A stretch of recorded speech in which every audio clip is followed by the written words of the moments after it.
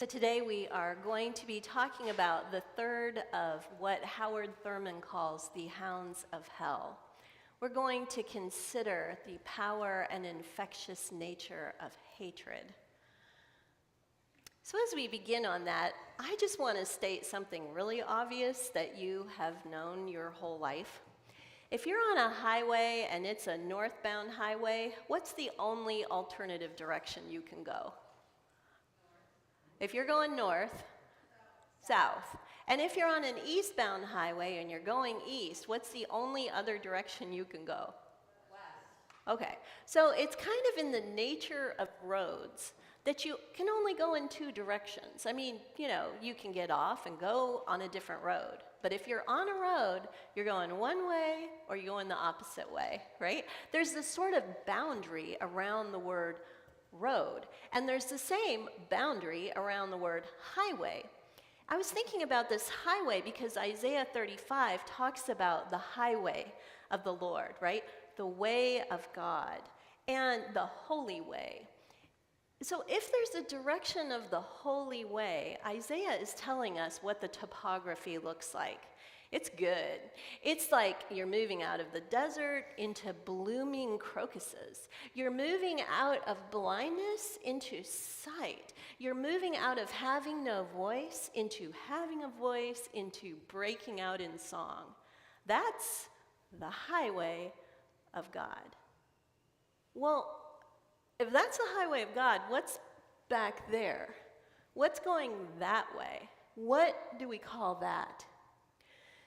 And Howard Thurman would argue, and I think Scripture is abundantly clear, that the other way is the way of hate. That hate has a power to drive us in the opposite direction of where we want to go. And we use this term pretty flippantly, like, do you hate hot dogs? I hate hot dogs, right? We use this word hate as if it's just this coin that we can throw out there. But the very nature of hate is a journey. It's a journey that if we are not watchful of, we will go on it, or we will send someone else along that road. So Howard Thurman argues that there's a beginning, and the beginning is really benign. The beginning is an interaction with someone else where there is no mutual recognition of fellow feeling. Could be anything, right? Done it a million times. Walked by somebody I didn't want to acknowledge, no recognition of fellow feeling. No, you're invisible to me, I don't know you. So this happened to me this week, and there was no mutual recognition of fellow feeling. And I thought, oh Lord, you have given me the perfect antidote for this sermon.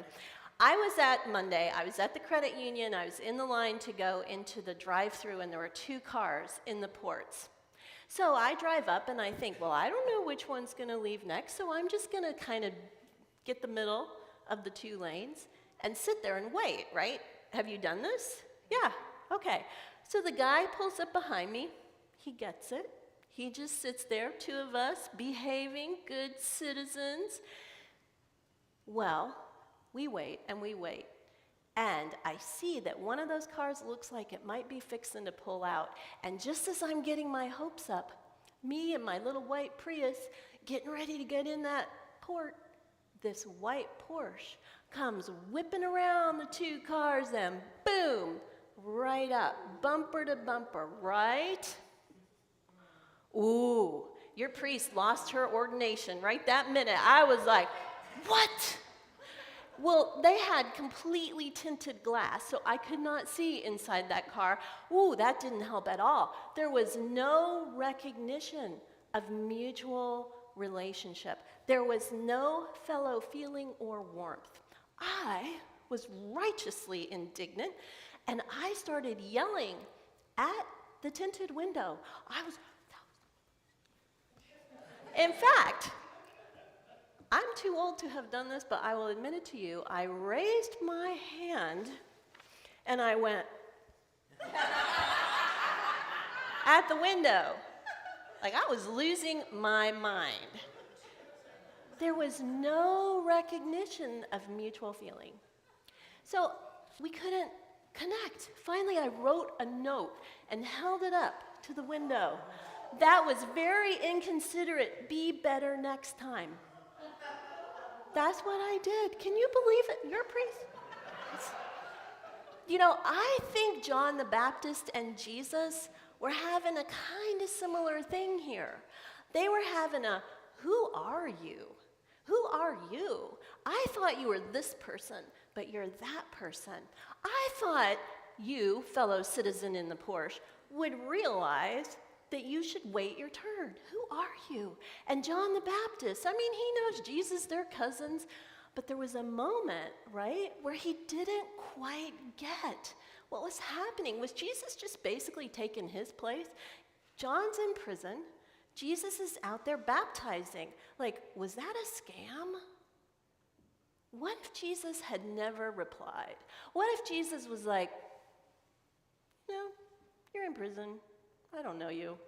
Can you imagine the seed that would happen in John's heart?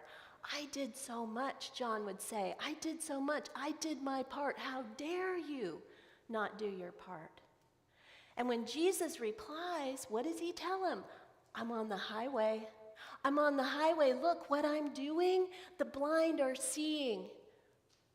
There is healing happening. People are hearing joy. I'm still on the highway, my brother. He nips that seed in the bud. But now think about the person in the white Porsche. I don't know this person, so I'm going to tell you a few projections because I am wondering if this person went down the highway further than me, had already been going down this highway because that's the insidious nature of hate. Too many interactions where we are othered.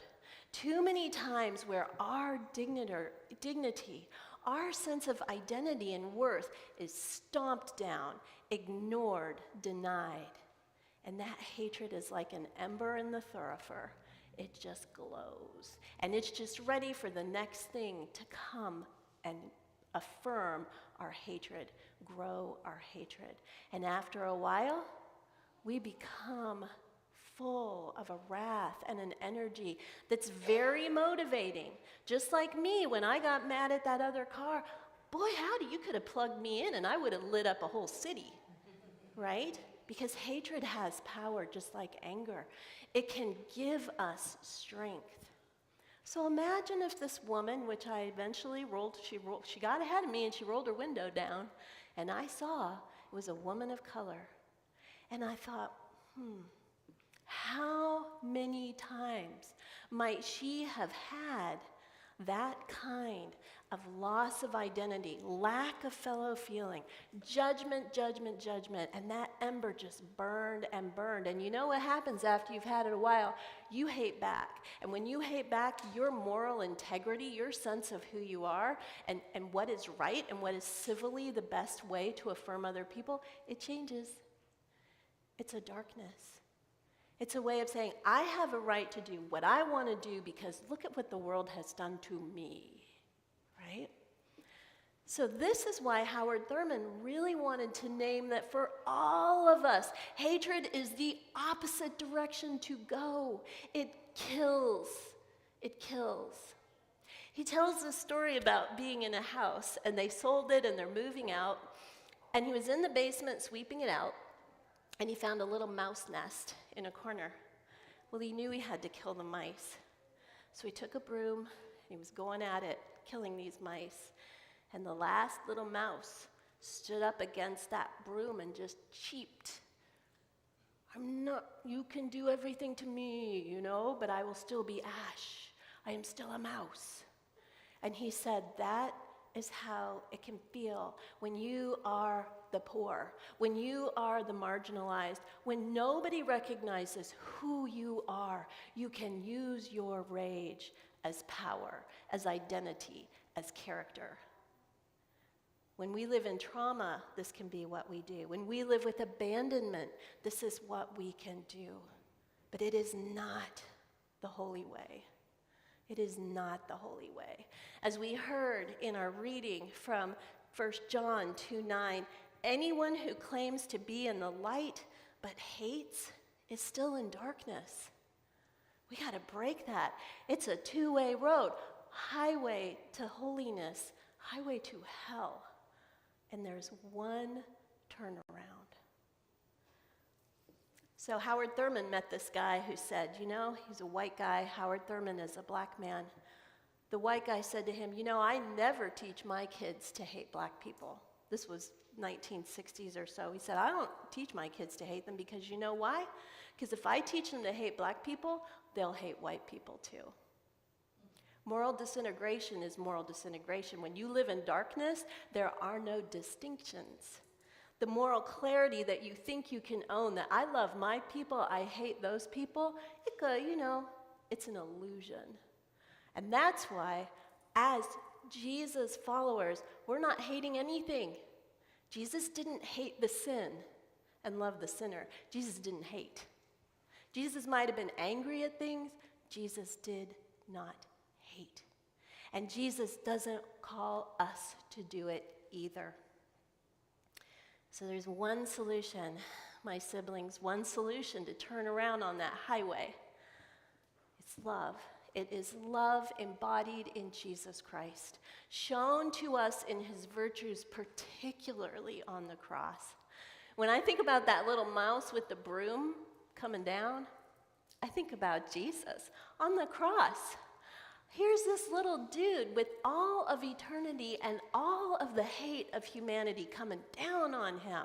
The hatred of the political system that did not want competition from any kind of Messiah. The hate of the religious who said, no, we don't want your style. We want to keep our style.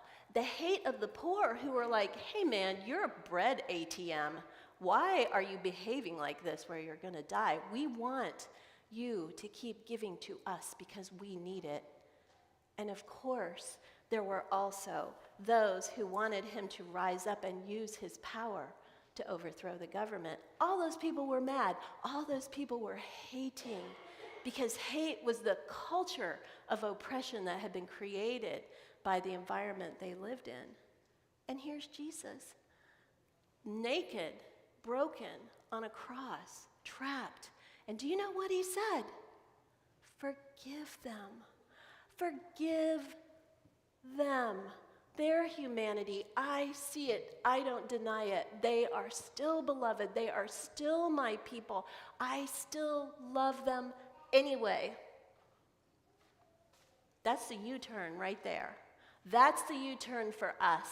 I love you anyway. I love you when you pull in front of me at the bank. I don't feel like it at the moment, but I am going to choose an ethic, choose a way of being in this world where love comes first. I am going to keep walking in that, even when it hurts, even when it's not at all what my instinct is. I'm still going to choose it, and you're going to choose it because we want to go on the holy way where we can watch our lives unfold and see that we are moving from desert places into richness. We are moving from, I once was blind, but now I see. That is our invitation, the holy way of God. And at the end is joy.